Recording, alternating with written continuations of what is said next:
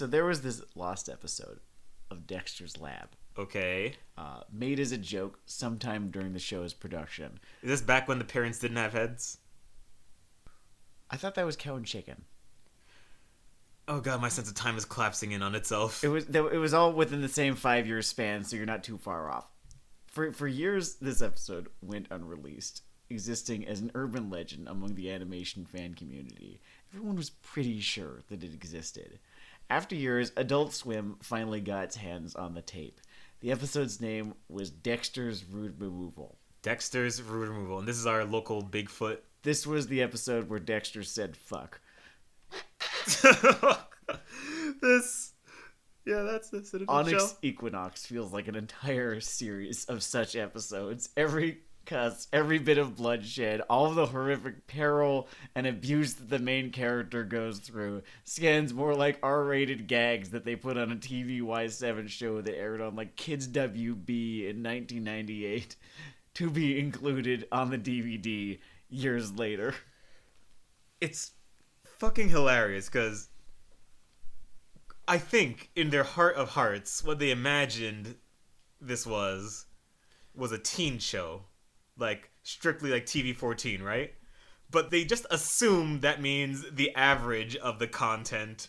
So they put together like a fucking Thundercats ensemble. And then every 15 minutes, someone just gets beheaded or shouts cunts. And that's not how it works. And that is Onyx Equinox right there. When I was going into it, I didn't think it was going to be a hate watch. But by the middle of the second episode, that is what I had realized that this was.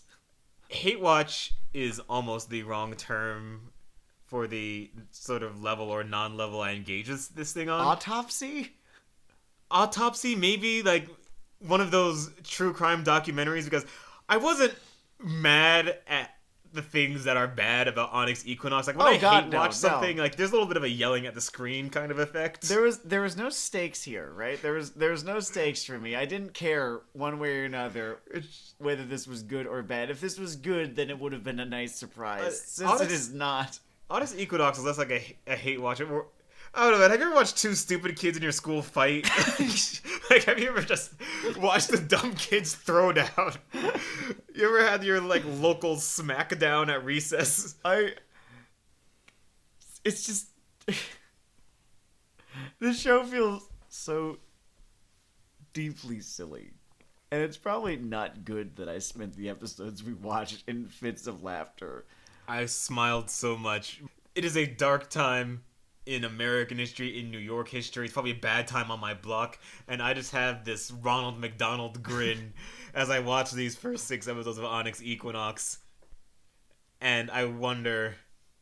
I was gonna say where the adults are in the room, but I guess I just wonder where the rest of the show's budget went. Like, I know it's low budget, but I even still think there is some embezzlement afoot. Oh, man.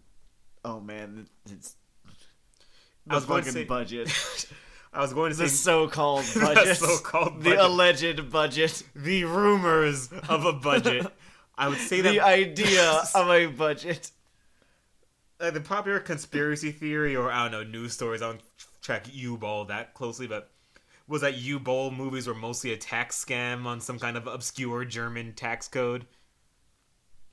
But with Onyx Equinox, I don't know, man. I would say that money changed hands. But it's more like money stayed in one pair of hands and never got to the animators. It never got to the animators. They could fuck off. It's like, who do you think you fucking are? Should we talk about the premise of Onyx Equinox? Briefly outline it. Fucking Avatar: The Last Airbender, except Mesoamerican mythology. There. Okay.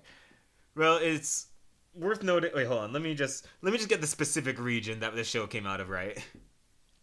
So, Onyx Equinox, Crunchyroll original. Crunchyroll original. The first Crunchyroll original. And I mean, House of Cards wasn't that great, and it was the first Netflix original. So, I'm glad that they are making stupid nonsense more international, because this is in fact a Mexican production. Oh, interesting. Yeah. Onyx Equinox came from a perhaps semi-intelligent man in Mexico. And Actually, no, this is Sophia Alexander's Sophia name, Alexander. so it's presumably female. And so women can make very dumb shit too, as it turns out. and Sophia is deeply engaged with Aztec mythology. It might be Mayan. No, wait, which one's Quetzalcoatl? It's actually a sort of a fusion thing. It's got deities from the Aztec, Mayan, and Zapotec myths, according to Wikipedia. Sure. I'm not that good, people. I'm just the guy holding the cell phone today. But yeah, there's a mythological fusion thing going on here. It's probably the best part about the show that there are just these jerk-ass omnipotent gods that care about three things: blood, and watching the main character suffer. We gotta talk about the main character. We do. We should do that first. Probably. All right, let's talk about this kid. This very special youth. So really, the beginning and the end of this character is the fact he's voiced by an actress who gives him the screechiest fucking voice imaginable, and screech he does, folks, because he is meant to spend 75% of his screen time suffering.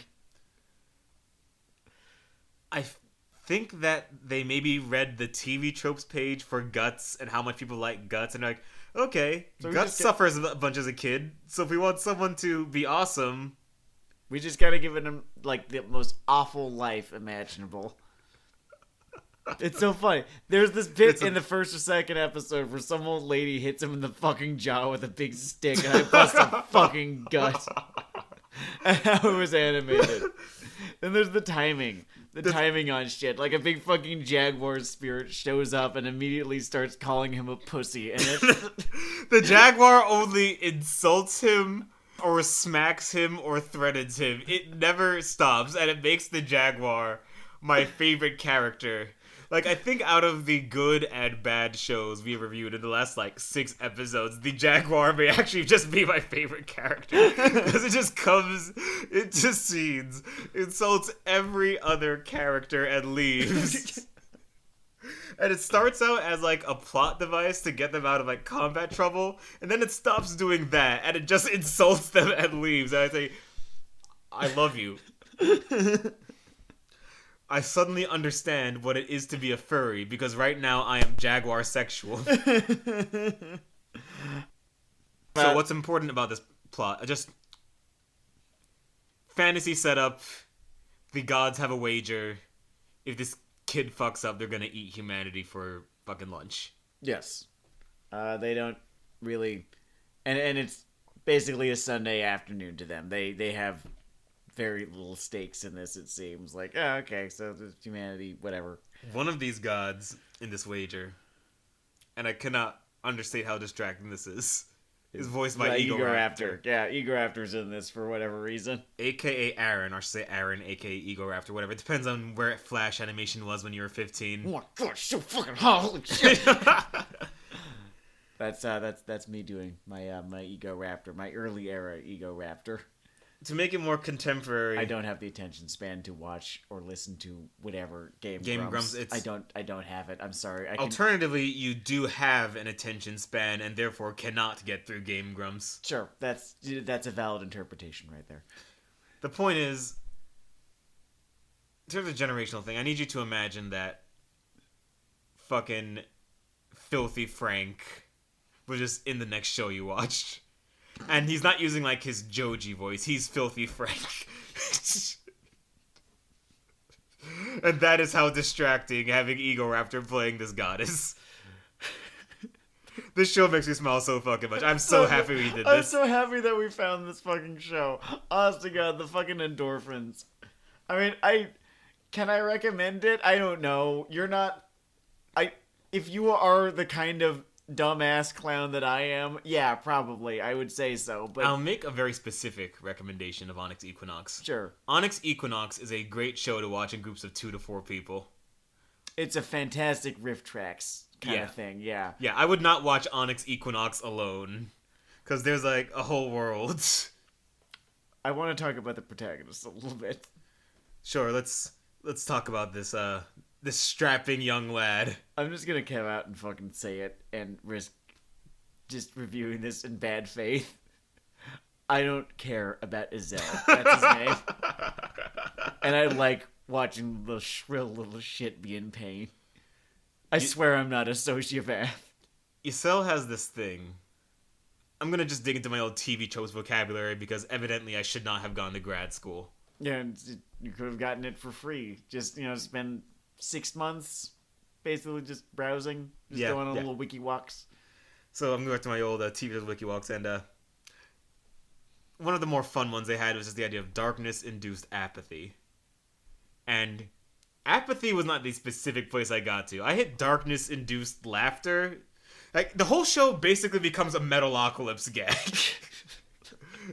Like, it alternates between him complaining and the reality just cracking like an egg to screw him. Oh, we need to get James and Josh on this show so that we can just riff an episode of Metalocalypse into existence. It's not hard. That is on the list. It is perhaps the next version of the Coriad, the next distant thing to come in the future, but I want to focus on the Brendan Small of the present.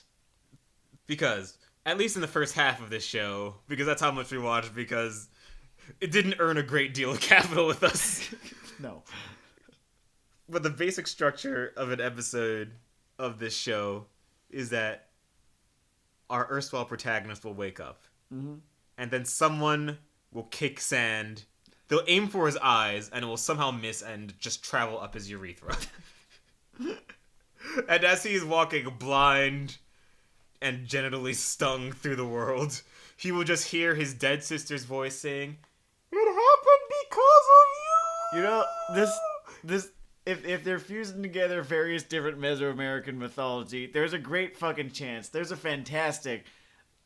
It's up there in terms of likelihood that he ends up dealing with that fish that flies up your dick. If it's gonna happen to anyone, it's gonna happen to him. That's the kind of character this guy is. The show guest stars the Kandiru. Kandiru, that's what it's called, yeah. And he will say something to the vein of, "I think I should kill myself. I'm not making fun of suicide. It's a recurring thing in this show." He just wants to die. He's like fucking Reiner Braun. Yes. And the Panther will come in and say, "You, in fact, should kill yourself. But first you need to bring the ring to Mordor." Okay, so you're talking about Metalocalypse, right? Mm-hmm. I have a slightly different comparison. The show is so downright casual about his suffering, and it happens so fucking often and so always that it reminds me of nothing more than Futurama or 30 Rock, and how their philosophy was to have a new gag every 5 or 6 seconds. If you include Ezel's terrified screams, I think they account for more than half of his dialogue. Like, easy. Yeah. In fact, I'm gonna hand free minor internet fame to someone. If you are Adobe Premiere inclined, voice acting inclined, this is perhaps one of the more abridgeable things I have seen. Oh god, yes. Jesus Christ, it's begging for it. It's begging for it. It is first 4 episodes of Yu-Gi-Oh! Begging for it. You don't even need to be particularly clever or comedically inclined. You could just snark over the events. Yeah, the lip flaps alone will be just fucking candy for you. It's not very animated. It is not very animated. It is borderline a motion comic at times. And by at times, I mean 50% of the time. Like quite a bit of it. Oh, there's a couple scenes where it's real noticeable, where someone will be saying a whole lot more than their mouth is thinking they should be saying. When it comes to the show's look, by the way, tell me if you agree or disagree, but this is basically drawn visually from, like, that line of sort of 90s, like, 8 to 12 kind of cartoons, right? Yeah, I mean, what was I about to, yeah, it's, I don't know if I'm belaboring my points here, but the fucking Magic Panther sidekick who talks is just the most coming up next on Fox Kids bullshit. Oh, you can see the Jetix logo wiping across. I can't take it seriously. I wish I could. It's just so fucking goofy. So yes, the art style that they are using is, it's just not the right fucking call. And, the production team can probably not be blamed for not having enough money.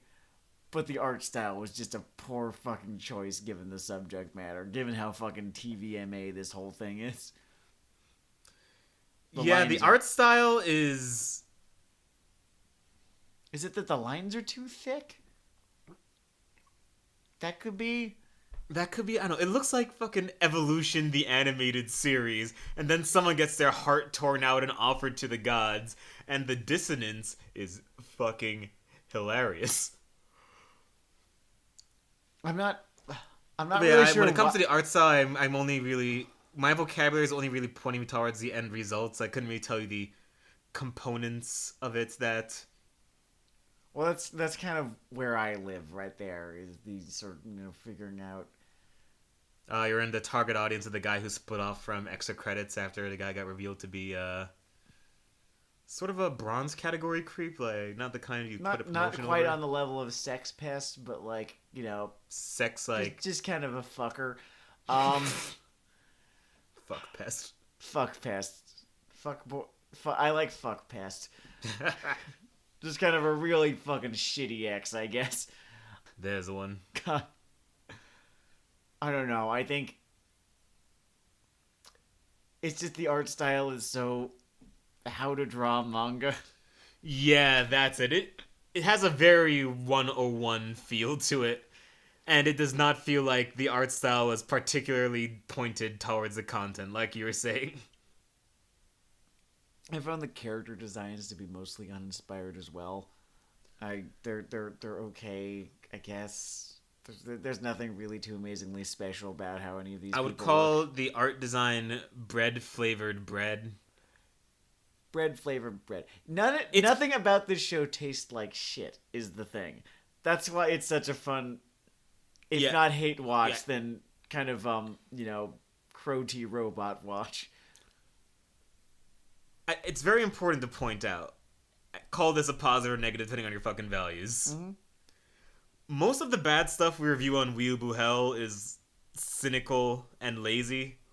And this is more of a janky, ambitious failure of people without the mental or economic equipment to make a fantasy epic. They didn't... Just swinging forward, and you got this weird fucking thing from it. They couldn't make it happen. The whole thing just feels like watching Jock Peterson strike out. Exact. If you were a Dodgers fan, you will get that. Exacta fucking mundo. And it leads to all this borderline inexplicable stuff. We are in a media generation where the edges of so many things are completely sanded off. This show is almost kind of a miracle in its janky shittiness. Oh, it's such a fucking mess. I love it.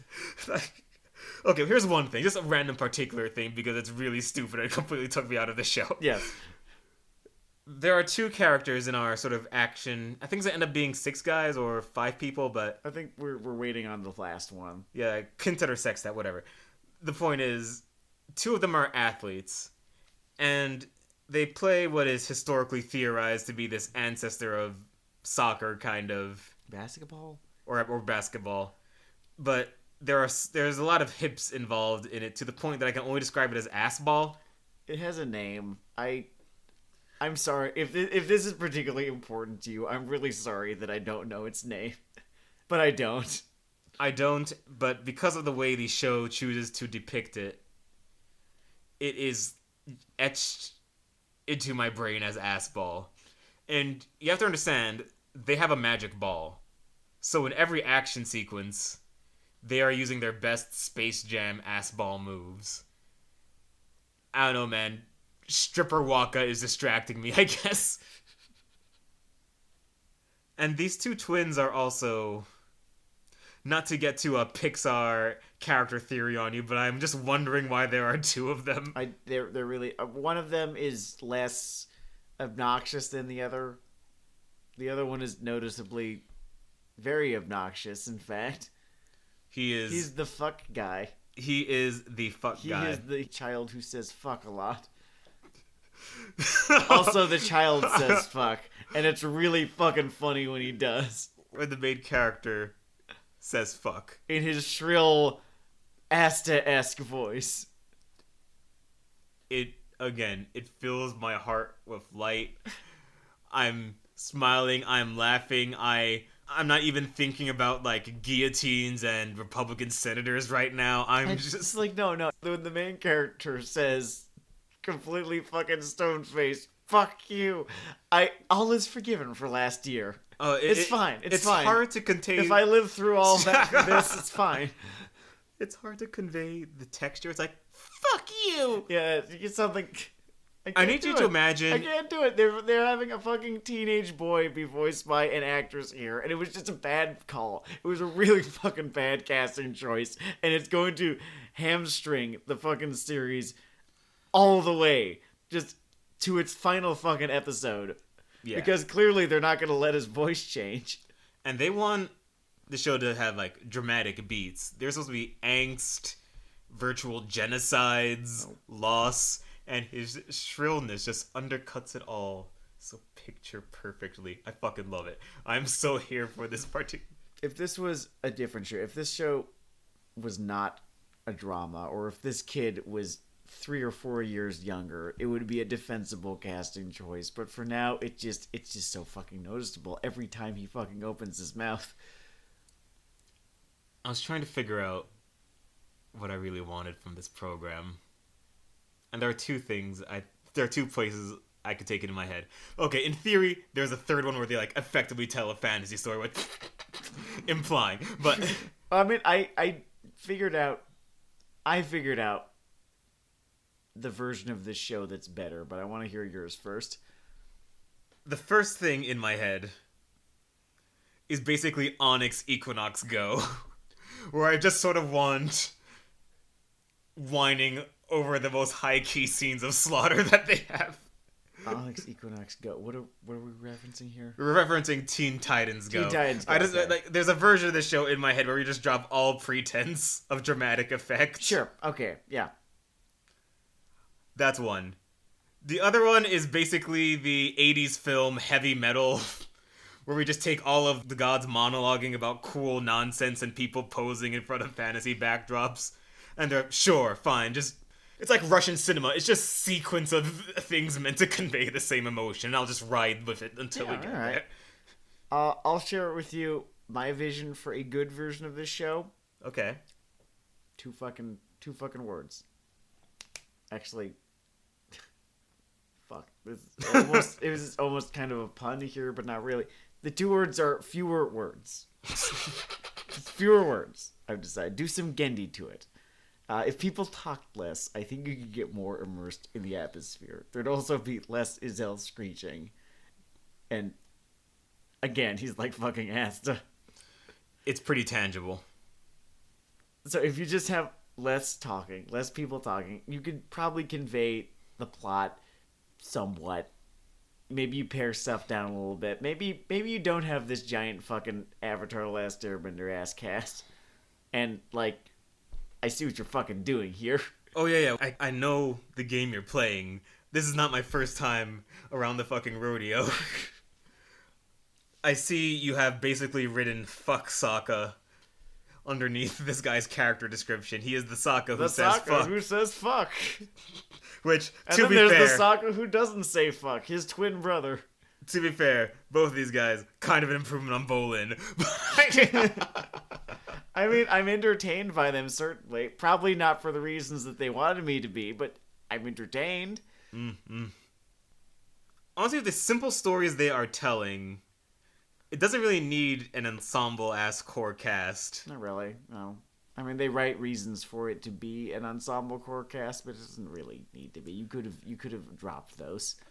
It's why it feels like it is mentally hooked to the structure of one of those, like, kids' team shows, like some fucking, I don't know, Super Robot Monkey Team thing. Yeah, exactly. Like again, like something that would show up on Fox Kids or Kids WB or, you know, whatever fucking kids animation programming block from when we were kids. Yeah, but even those shows have tricks to maybe justify the cast size. Like, sometimes they'll just focus on 2 of them at a time in a fucking episode or something. They don't have that kind of time. This is a fucking 13-episode season. You need to get there.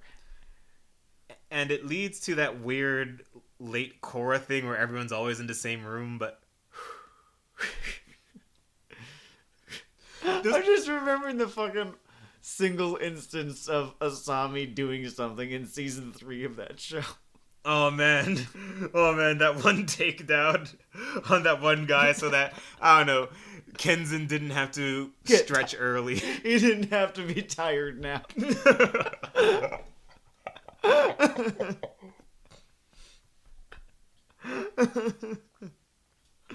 Just because we always take a minute to dump on Korra, I'm just gonna take a brief aside here.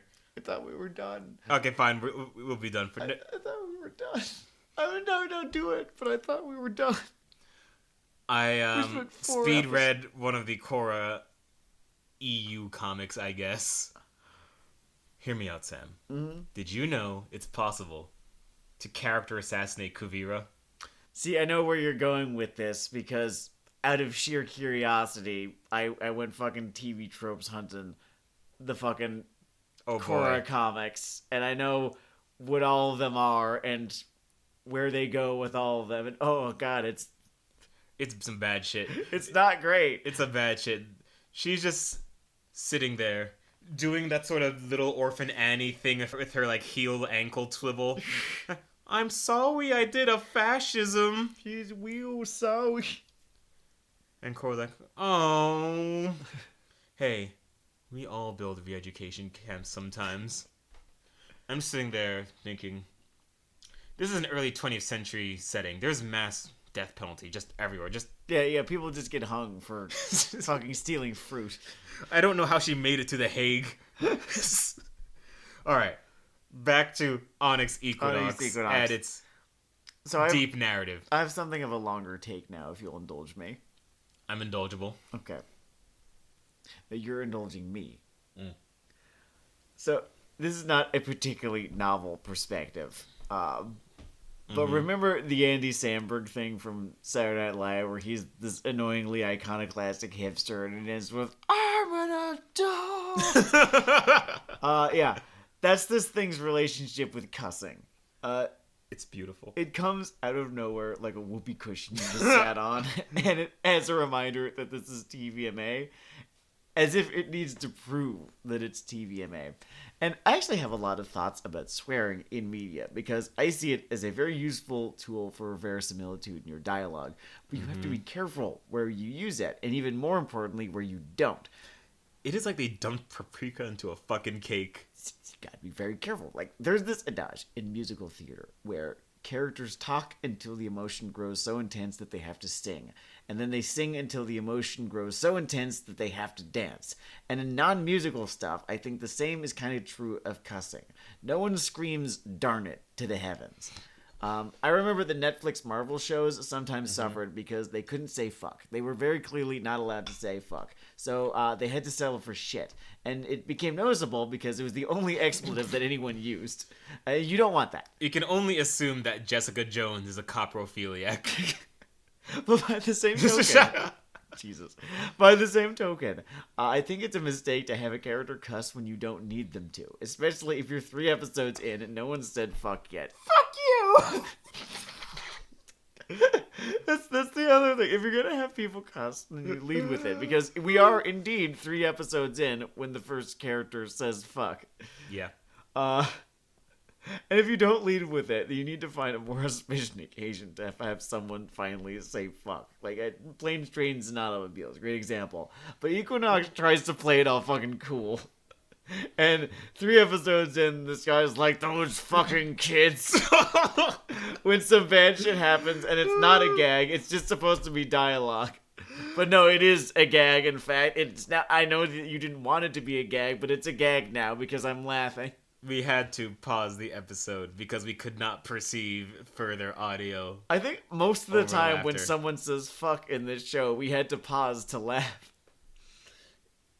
It is always spaced out the precise amount of time where I would laugh at it again.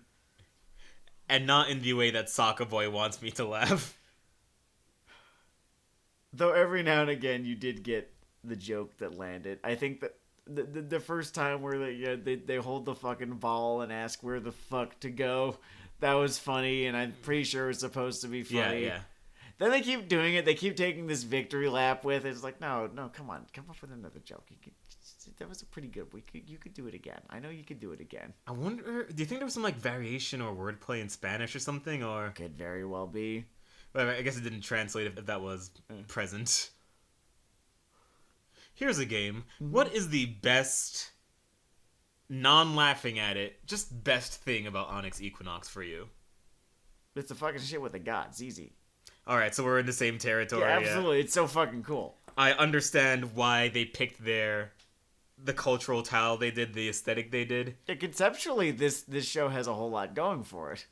And it really makes the choice of main characters feel like a mistake. Like, why are you people here? Why am I having to watch you people do these things? Because they are so far down the card, and not in like a early Kratos Rage Against the Heavens kind of way. Well, maybe plot fucking goes there, I don't know, but they're just the least interesting thing about this setting. Like, I need you to imagine that Ragnarok is happening over here on the right, but we spend 80% of a show just watching, I don't know, the two putzes from Assassin's Creed Valhalla run around and sync up with viewpoints. And that's what Onyx Equinox feels like most of the time. It's just when your show has a whole bunch of interesting shit in it, and then you have it be about the least interesting things about itself. Oh yeah. Don't do that. Don't fucking do that. I think my favorite bit in this, and we were kind of touching on this, is how the gods, right? Because, the Aztec gods are characters in this. Yeah. They have to possess people so that they can powwow. And the host invariably dies really horribly from having a literal god inside of them. But, what do the gods care? They're just fucking humans. Fuck them. That I did. Yeah, that is unironically pretty metal. Like, It's the so bodies fucking just cool. decay in real time as they chat. And they don't even give half a shit about who this is happening to. They do it as casually as you would open up your phone to send a text message. Yeah. It's not even something they'd even fucking consider, and I love that. Every time the fucking gods become involved in this show, it's so great. It is definitely this thing's best moment, and yeah, it kind of makes me question the balance of elements. I suppose it's also just a side effect of the main characters not necessarily having that much depth to them other than the universe opening up every 3 minutes and vomiting on them. Speaking of vomit. Yes, there is some hilarious tactical vomit. No, I think I already talked about how funny it is that Iselle is constantly in pain. But it's okay to remind the people. But they keep fucking doing it. They make a point every single fucking episode of having Iselle be in pain or yelled at or suffering, or have the fucking Panther hit him really goddamn hard, or yell at him, or call him a pussy. It's so good. It's like an addiction, and they just can't get their hands on that blue chip for that first 100 days. A week in, they just relapse, and this kid is crying again. This is minor. This is dumb. Okay. So the Minor and dumb are my middle names. So the backstory for the main character Iselle is that his sister took his place as a sacrifice because God's angry, sacrifice whatever. And the People are superstitious. They didn't have scientists yet. they underline the need for blood amongst these gods. Her name is Nellie, right? And he's always screaming her name. And perhaps because I was a teenager in 2005, I cannot really shake the association with Nellie as in hot in here Nellie. That Nellie. It's also just a silly sounding name too. Like, tell me to feel something about the death of a character named Corky Jones. I know that's sillier, but it's the same effect. It just amplified. Imagine him reaching over that sacrificial pit as she fell. Corky! And just shouting. Corky Jones! And shouting, 2 chains! Okay, yeah, probably a better analogy right there. Fetty! What have they done to you, Fetty? 50, your back catalog was better than I thought. It was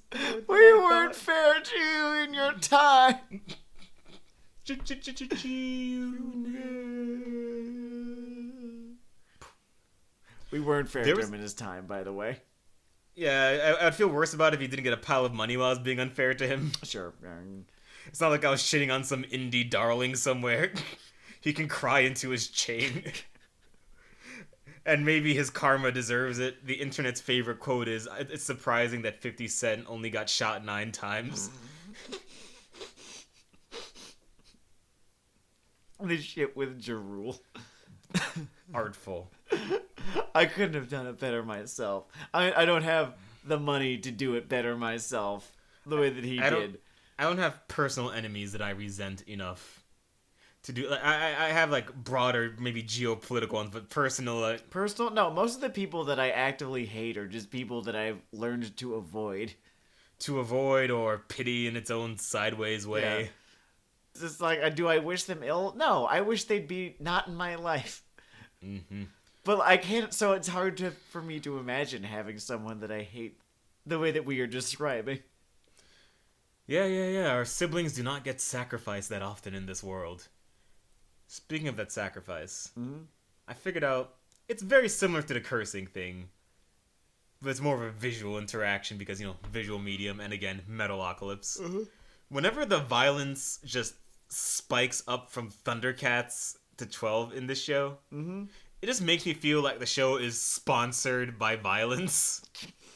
Like, as often as you get a commercial break, we'd like to remind you of our sponsor, the dry sound of a neck snapping. And you know what it reminds me of is when you're like 9 years old, right? Mm-hmm. You're a 9-year-old boy, and you've just, if not just discovered violence, then just really discovered that you like violence in stuff. Hi, kids. And you're drawing fucking pictures of yourself, really terrible pictures of yourself with guns and shit, shooting, and like and the bullets are little lines, and like you're shooting, whoever or whatever, and there's all sorts of like blood drawn in marker. Like it feels like that, except they have somewhat of a budget to animate it. Like there's this bit, air quotes, animate. Yeah, animate. We already swooshed that dunk. Is that an expression? No. Okay. Do you want it to be? I know, we could force it. Streets ahead. Streets ahead. What does that mean? So there's this scene 4 or 5 episodes in where a couple of monstrous apes decide to start killing one another. And that's where it really fucking came either apart or together, depending on your perspective. For me, as one of them holds another above his head and rips him in fucking half, and I was on the fucking ground. It's great because in the story outline of this episode, there is some kind of clever parallel to the groups infighting throughout this episode. And I didn't catch that. Turning on each other. It's okay. That. It was stupid. It was very stupid. Yeah. But again, it just feels like fucking Metalocalypse. It's like, it's time for violence now. Be blood. And these monkeys turn on each other and fucking rip each other's fucking eyes out, and I'm just clapping there like, yes, I can make technical death metal to this. I crave violence, father. Oh, I'm such a happier person. Oh, I might watch all of this. It's not impossible. This is the same feeling that I got discovering Domestic Nakanojo. Yeah. It's somewhat different, just because it's a very different show. Space. Yeah, but like I'm here for it. It's just a program doing the most. Although I'm pretty sure that I liked Domestic Nakanojo for exactly the reasons that they wanted me to. Like, well, I mean, in Domestic Nakanojo, the guy set out to kind of do the most for that thing's entire run. Absolutely. Do you remember Crack-chan? I think I might have... So here's what happened. I got current on the manga way before Crack-chan was introduced, and I was like, well, I'm current on the manga, I might as well wait. And then I waited, and I waited so long that they made an anime. Crack-chan is still my favorite because it's the same shit he does, interpersonal social work with all the other girls. But she's a drug addict being chased by the mob. You're like, what the fuck are you doing, It's dude? a soap opera. It's a soap opera. Of course she's a drug addict being chased by the mob. It's so special. It's so special. Oh, man. Oh, speaking of soap operas, I remember years ago going through a list of fictional serial killers. 80% of them are from soap operas. Soap operas are fucking full of serial killers. I wonder if there's just another world where I was just into those instead of pro wrestling. I bet they're pretty similar. Just in terms of the stories that they tell, how they tell them. Yeah, just the effect of the eternal show. They're basically live television. Yeah. We don't do reshoots here. It's Chinatown, Jack. I actually have about the same level of respect for soap opera actors that I do for pro wrestlers because, you know, like, they're on every fucking day. That is a unique hustle. And, you know, you don't need to know how to do a moonsault in order to put on a soap opera, but you do have to learn your lines, be good at your lines, fucking deliver your lines, and then come back tomorrow to do it again. Yep. And every day before you go for that camera, you have to put your sense of irony into an elbow lock and say no. Straight we face, can't. 100. We can't. If we go there, we're never coming back. You cannot go to the Will Ferrell zone. It's not allowed. I won't let you. I still haven't seen that movie. I hear it was a good time. Oh, La Casa de Mi Padre? Yeah. It's fucking awesome. All right, that was the movie that introduced me to Diego Luna. I love that dude. I have such a crush on that dude. He was in fucking Rogue One. Oh, okay. He was Cassian Andor. No, he's nice. He's awesome. I fucking love Diego Luna. I will tap into that show. Now, since we're straying a bit here, and we considered talking about this episode, I would just like to talk about our Lord and Savior Eren Yeager for a moment.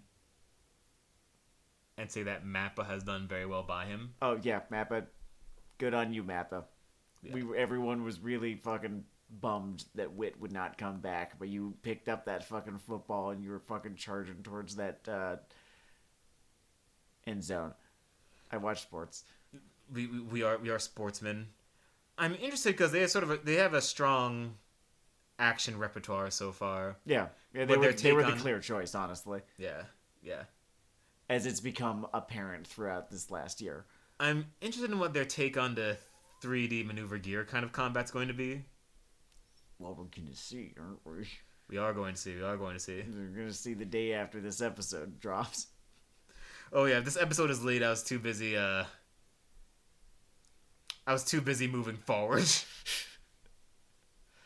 I don't know if there's anything to talk about Attack on Titan wise that we have not that is ground that we have not covered again and again. I think if there's one thing that I really fucking adored about the last episode, episode 5, you know, covering, I think, chapter 100 of the manga. Oh, just so I don't get any stupid messages, we are in the spoiler zone. Oh yeah, this is totally the spoilers down. We also spoiled a whole bunch of shit from Onyx Equinox, but I just do not expect that show has stands at all, and if it does, I don't think I'm afraid of them.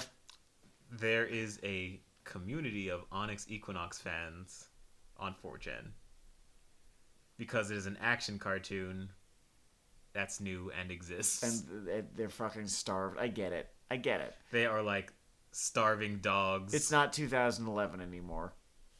Or 2009. 2011 was when all of them died. Yeah. I remember that was a bad year. No, I thought that it was a bad year because a whole bunch of action adventure cartoons died.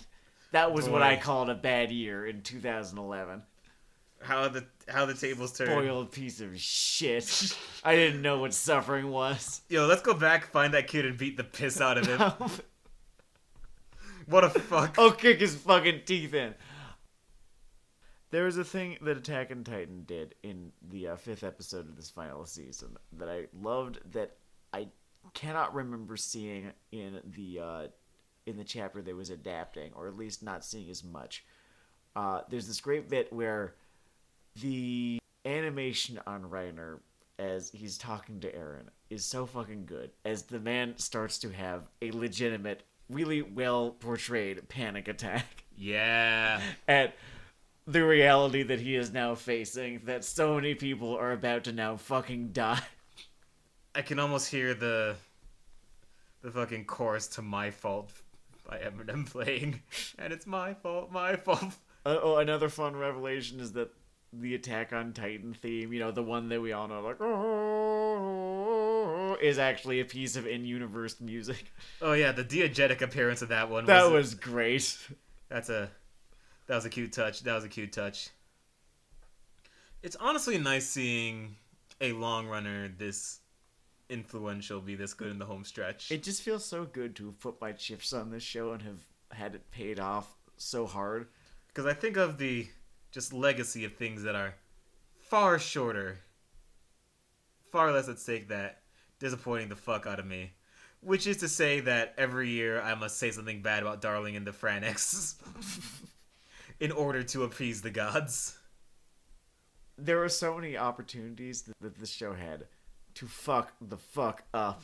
And it just never fucking did. And I feel so goddamn grateful, because the further we get into this, the more people I'm hearing saying, oh, this is a masterpiece. This might be one of the best things of our generation. I remember when people were bitching about switching over. Why do they just keep introducing characters to kill them? Way after that, but that was also dumb as fuck. Oh, that was super dumb. Yeah. That was dumb as fuck. That was dumber than the thing we're going to talk about, actually. Oh, what was the thing that we were going to talk about? I just remember people were having this crisis of confidence when they just jumped focus to Marley initially. During the whole time skip business. Yeah, fuck them for doing that. When that whole thing started, I was like, I just felt was just my faith in the whole thing being rewarded because it was making like brave, interesting moves. Like, yeah, it was doing meaning. Exactly. It was not that it was doing the thing that you'd least expect, but it was doing the most with what it had promised you. Yeah, and it kind of made me think about how often in anime, especially in the action corner, you kind of have latitude to be a coke addict in the comedy and romantic spheres. But how often in anime you sort of get these same parts in different combinations. Mm-hmm. And I guess I am grateful to Attack on Titan, by and large, not doing that unless you are a deep student of the mecha genre, in which case it's still just fucking excellent. And it was fucking strange being a deep student of the mecha genre, getting into Attack on Titan, and then 3 years later do I realize, oh, this is a mecha show. I remember reading that thing and just thinking, wow, so you just do not like mechanical designers. He likes MMA. he just wrote it. It's a mecha show by a dude who likes MMA better than Gundam. Fine, right. It worked out. Bork is so sad. I want to hear like a fucking minor key version of. I think the name of the song is Enforcer, just the Bork theme. Yeah. Dun, dun, there are like two versions of it. The one we hear now is called The Next Big Thing. The Next Big Thing, okay. Enforcer was the original one. They both have the same intro, though. It's something else. You know, with the Attack Titan being drawn sort of like Ibushi, it's kind of funny that Eren pretty much got a belt before Ibushi did. He got several belts, in fact. He had 2 to begin with. Oh, man. 3D maneuver gear was a really mean thing to do to cosplayers, by the way, Isayama. You ever just see these people wiggling around, lugging this shit all day? Cons are crowded, and they've got these giant fucking things hanging off their waists. Like, they think it's gonna be convenient, and they're basically wings at crotch level. And that's difficult. Anyway, this has been Weeaboo Hell. It's Weeaboo Hell. As always, thank you all for listening. We appreciate your time. all members of the executive branch, whether they jumped ship today or 3 days after the inauguration, may drown in cum. I hope that they drown in cum. And I hope that the president and vice president get an extra heaping, cold, dourly flavored segment of cum.